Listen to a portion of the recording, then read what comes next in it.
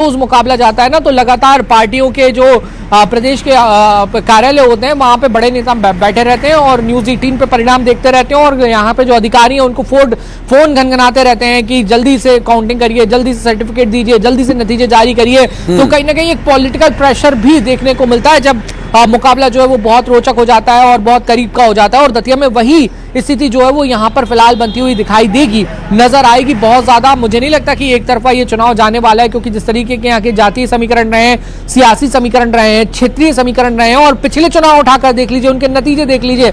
2-2,500 से चुनाव जो है वो 18 के अंदर जब हुआ था 3,000 वोट करीब, मुझे बहुत एग्जैक्ट फिगर याद नहीं है लेकिन इतना ही था, नरोत्तम मिश्रा जीते थे। जब 2018 के बाद जब 23 में विधानसभा का यहाँ पर चुनाव हुआ तो राजेंद्र भारती जीते।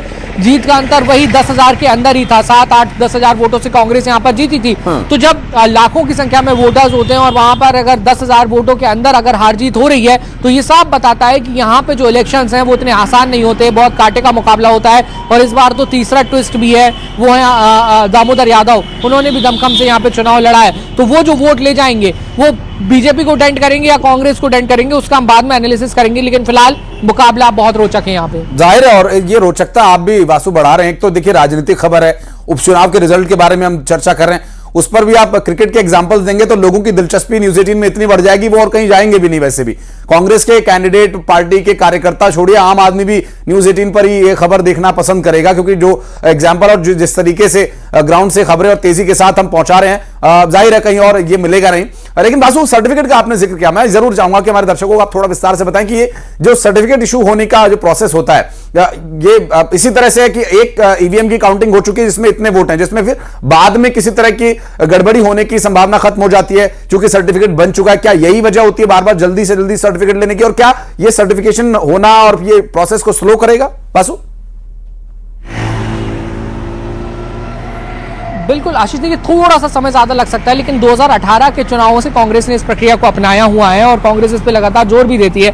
एक एग्जांपल के तौर पे मैं आपको समझाता हूं। सपोज कैंडिडेट ए और कैंडिडेट बी चुनावी मैदान में है और एक राउंड की काउंटिंग खत्म होती है जिसमें कैंडिडेट ए, आप ये मान लीजिए कि 2,000 वोटों से लीड कर रहा है, तो वो तुरंत जाकर अपना सर्टिफिकेट लेगा कि भाई जब एक राउंड की काउंटिंग खत्म हुई थी तो उसके बाद ये स्थिति थी, एक 2,000 वोट से मैं लीड कर रहा हूं, तो उसको एक सर्टिफिकेट इशू किया जाएगा। अन्य जो कैंडिडेट्स हैं उनको भी सर्टिफिकेट जो है वो जो मतगणना स्थल पर जो अधिकारी रहते हैं, जो काउंटिंग के अधिकारी होते हैं, उनकी तरफ से वो इशू कर दिया जाता है। तो ऐसे जितने भी राउंड की काउंटिंग होती है उतने सर्टिफिकेट जो है वो प्रत्याशी अपने पास रख सकते हैं, और फिर जब फाइनल परिणाम आता है तो फाइनल परिणाम और जो नतीजे राउंड वाइज राउंड सर्टिफिकेट में दिखाए गए थे कि 8,000 वोटों की गिनती हुई, इसमें से कैंडिडेट ए 2,000 वोटों से आगे है, तो इस तरीके का जो उनके पास एक डाटा है वो इकट्ठा हो जाता है। और ये इसलिए किया जाता है, अगर कांग्रेस, खासतौर पर अगर हम कांग्रेस की बात करें तो कांग्रेस लगातार ये बात करती है कि ईवीएम से छेड़छाड़ होती है, ईवीएम को मैनिपुलेट कर दिया जाता है, बीजेपी गलत तरीके से चुनाव जीतने का काम करती है, तो कांग्रेस इसलिए तमाम सर्टिफिकेट लेती है ताकि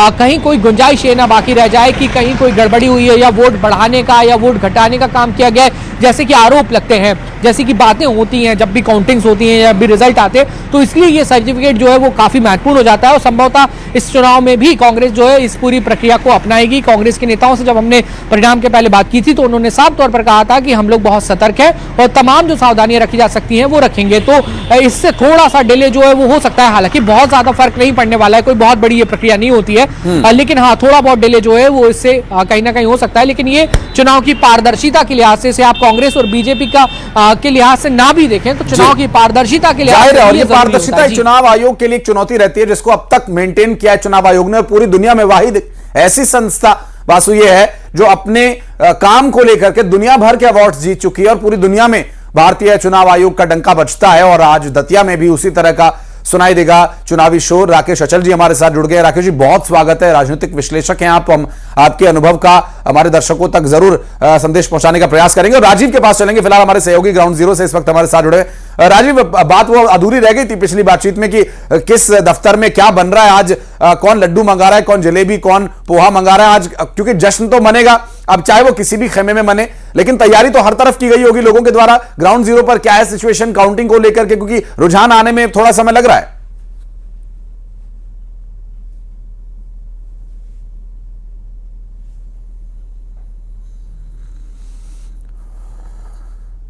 जुटी हुई अपनी कोशिश सुबह से ही दोनों ने मां पीताम्बरा के दरबार में पहुंचकर मां के दर्शन किए। दर्शन करने के बाद यहाँ मतगणना स्थल पर पहुंचे हुए हैं, यहाँ मौजूद है। जैसा कि आपने कहा तो बिल्कुल दोनों ही पार्टियों के कार्यकर्ताओं में भी खुशी देखने को मिल रही है। अभी रुझान आना बाकी है, अभी डाक पत्र की गणना चल रही है और जैसे जैसे रुझान आते जाएंगे और जिसके पक्ष में रुझान आएंगे उसमें खुशी कहीं ना कहीं देखने को मिल रही है। भारतीय जनता पार्टी का कार्यालय हो चाहे वो कांग्रेस का कार्यालय हो, बड़ी संख्या में वहां लोग एकत्र हैं, बैठे हुए हैं और अपने अपने रुझानों का इंतजार कर रहे हैं। जी जाहिर है, और आपके पास हम लौटेंगे। राकेश अचल जी हमारे साथ जुड़े हुए हैं। राकेश जी, आपने तो कितने चुनाव देखे, कितने चुनाव कवर करे, लेकिन ये दतिया का चुनाव कितना अलग आपको लग रहा है, इस बारे में जरूर अपना अनुभव साझा कीजिएगा। एक सवाल के साथ मैं आपकी तरफ आता हूं कि ये चुनाव एक पार्टी का कैंडिडेट जो किसी कारण से किसी आरोप में डिस्क्वालीफाई हो जाता है, फिर उसकी जगह दूसरा कैंडिडेट इलेक्शन लड़ता है और फिर वो उसी पर आरोप लगाता है और वो एक दूसरे पर आरोप लगाते हैं, दूसरी बड़ी पार्टी के एक बड़े नेता का टिकट कटता है, फिर दूसरे कार्यकर्ता को जब टिकट मिलता है तो वहां पर भी खींचतान की स्थिति बन जाती है। उसके बाद भी शांतिपूर्ण तरीके से आखिरकार अंततोगत्वा आज काउंटिंग का दिन आ ही गया। राकेश जी, आपके अनुभव में कितना अलग है ये दतिया का उपचुनाव? धन्यवाद जी। देखिए, दतिया मध्य प्रदेश की काशी है, ऐसे वेटिकन सिटी कहते हैं, लेकिन यहाँ दुनिया के जितने पाप हो सकते हैं वो हुए चुनाव के मामले में। आप देखें कि दतिया से जिन सज्जन को 2023 में जनता ने खारिज किया था, उनके खिलाफ चुनाव आयोग ने पिछली बार पेड न्यूज का एक मामला दर्ज किया, उसमें उनको आयोग घोषित किया, लेकिन बावजूद उसके वो दोबारा से चुनाव लड़े और हार गए। अब सबसे हैरानी की बात यह है, पहली बार जिन महोदय जो हमारे राजेंद्र भारती थे विधायक यहाँ से, वो आयोग घोषित हो गए, 3 साल की उन्हें सजा मिली। अब उन्हीं के ऊपर कांग्रेस का अधिकृत जो प्रत्याशी है घनश्याम सिंह, वो आरोप लगाता है कि वो भारतीय जनता पार्टी के लिए काम कर रहे हैं। तो हैरान होते हैं लोग, यहाँ के लोग तो खासतौर पर हैरान होते हैं, लेकिन हकीकत ये है कि राजेंद्र भारती और उनके दिवंगत पिता श्याम सुंदर जी वो 8 चुनाव विधानसभा के लड़े और जीते इस इलाके से, तो उनकी अपनी पकड़ है। अब उन पर ये आरोप लग रहे हैं तो निश्चित तौर मैं अचल साहब आपके पास लौटूंगा। दतिया से इस बीच एक बड़ी खबर आ रही है, दर्शकों को बता दें। दतिया उपचुनाव का पहला रुझान सामने आ चुका है। दतिया की जनता ने जो जनादेश दिया है, उस जनादेश में भारतीय जनता पार्टी पहले रुझान में बढ़त बनाती हुई नजर आ रही है और दतिया उपचुनाव के पहले रुझान की इस वक्त जानकारी न्यूज 18 के माध्यम से हम अपने दर्शकों तक पहुंचा रहे हैं। पहले रुझान में भारतीय जनता पार्टी आगे चल रही है। दतिया से इस वक्त की सबसे बड़ी खबर और दतिया के इस पहले रुझान से लेकर चुनाव परिणाम के चुनावी नतीजों का आखिरी जो ऐलान होगा, वहां तक भी हर एक खबर हम तेजी से अपने दर्शकों तक पहुंचाएंगे। इस बीच ये बड़ी खबर दतिया उपचुनाव से जुड़ी हुई, और वासु हमारे सहयोगी इस वक्त हमारे साथ जुड़े। वासु, जैसा कि आपने क्रिकेट का एग्जांपल दिया था, तो ऑफ द मार्क हो गई है बीजेपी? बिल्कुल, देखिए बीजेपी के लिए पहला रुझान जो है वो बीजेपी के फेवर में आया है। जो जानकारी अभी मिल रही है कि 4,651 वोट आशुतोष तिवारी को मिले हैं जो बीजेपी के कैंडिडेट हैं, वहीं 3,000 से ज्यादा वोट 3,300 वोट करीब जो है वो घनश्याम सिंह को मिले हैं। तो पहला ये रुझान है, 1100 वोट्स की बढ़त जो है वो बीजेपी ने बनाई है। और अगर अन्य की बात करें जिसमें दामोदर यादव का नाम भी शामिल है, तो करीब 2,000 के करीब वोट जो है 1,900 से ज्यादा वोट जो है वो अन्य को मिले हैं। यानी कि आप ये मान के चलिए कि जो पहले राउंड में करीब 10,000 वोटों की गिनती जो है वो यहां पर हुई है और उसके बाद इस तरीके के जो परिणाम है वो सामने आए हैं। पहला लीड बीजेपी को यहां पर मिलता हुआ दिखाई दे रहा है।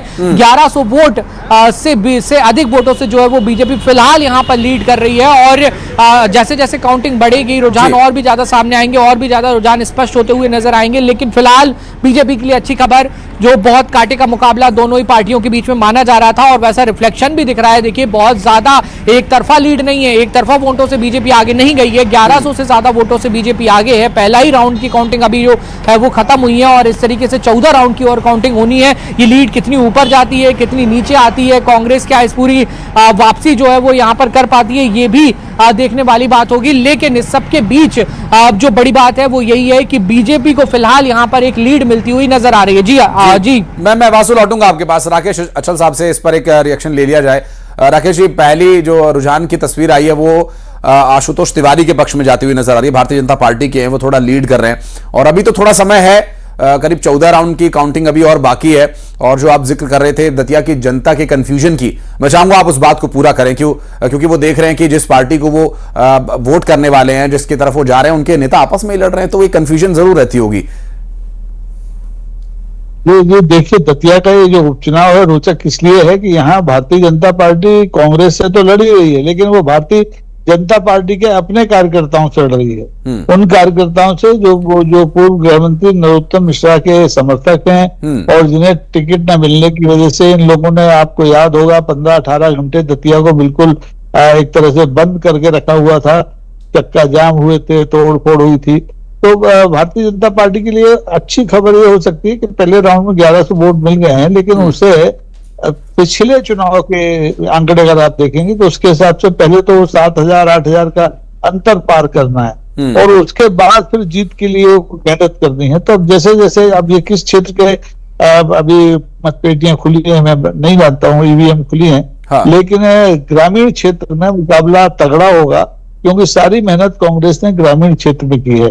शहरी मतदाता तो पहले से तय कर चुका था, 2023 में उसने जो अपना फैसला चुनाया था, मुझे लगता है कि उसमें कोई बहुत ज्यादा परिवर्तन आने वाला नहीं है। लेकिन प्रत्याशी भारतीय जनता पार्टी ने बदला है, हाँ। और उसके बदलने के बाद क्या कुछ लोगों का मन बना भारतीय जनता पार्टी को दोबारा से अपना प्रतिनिधित्व सौंपने का, इस बारे में कहना अभी जल्दबाजी होगी, लेकिन ये कांटे का मुकाबला है। हाँ। और ये इसमें दिलचस्प बात यह है बिंदु कि इसमें एक तरफ आरोप कांग्रेस के नेता पुराने विधायक पर लग गए, दूसरी तरफ कुछ लोग ये भी कह रहे हैं कि ये जो तीसरा दल है वो दामोदर यादव जी जो लड़ रहे हैं वो भारतीय जनता पार्टी के ही लिए लड़ रहे हैं। वो भारतीय जनता पार्टी के जो वोट कांग्रेस को जा सकते हैं उनको रोकने के लिए लड़ाया गया, लेकिन इससे अभी कोई साक्ष्य नहीं है, आरोपों तक ये बात सीमित है। तो दिलचस्पी बढ़ रही है और क्योंकि पिछला बाई इलेक्शन जो विजयपुर का हुआ था मध्य प्रदेश में, उसको भारतीय जनता पार्टी हार चुकी थी, इसलिए इस बार भारतीय जनता पार्टी सतर्कता बहुत बरती है उसके नेताओं ने, संगठन के स्तर पर, सरकार के स्तर पर। तो मुझे लगता है कि वो हाथ से ये चुनाव परिणाम निकलने तो नहीं देंगे, हाँ। लेकिन जनता के मन में क्या है ये तो धीरे धीरे हर घंटे अब आपको पता चलता रहेगा। जाहिर है राकेश जी, एक बात और आपसे जानना चाहेंगे कि जो दतिया का एक जो राजनीतिक रूप से, चूंकि जातिगत समीकरण बहुत काम करते हैं वोट्स में, काउंटिंग में, किस जाति का किसको वोट मिला, कितना का किस राउंड, कौन सा क्षेत्र ज्यादा किस जाति के बाहुल्य लोग यहां पर रहते हैं, ये बातें अक्सर चलती हैं, चाहे आम चुनाव हो लोकसभा का या फिर विधानसभा के चुनाव हो या कोई उपचुनाव हो। और दतिया एक वाहिद ऐसी सीट मुझे दिखाई देती है, जितना थोड़ा बहुत मुझे अनुभव है, कि यहां पर जो एक बैलेंसिंग एक कैंडिडेट को करनी होगी, चाहे वो अपर कास्ट के लोग हों, मिडिल कास्ट के, जो भी चर्चा यहां पर होती है, जो भी शब्द इस्तेमाल किए जाते हों, हालांकि उस पर ज्यादा नहीं जाएंगे, लेकिन हाँ एक राजनीतिक एक खेमा सा बना हुआ है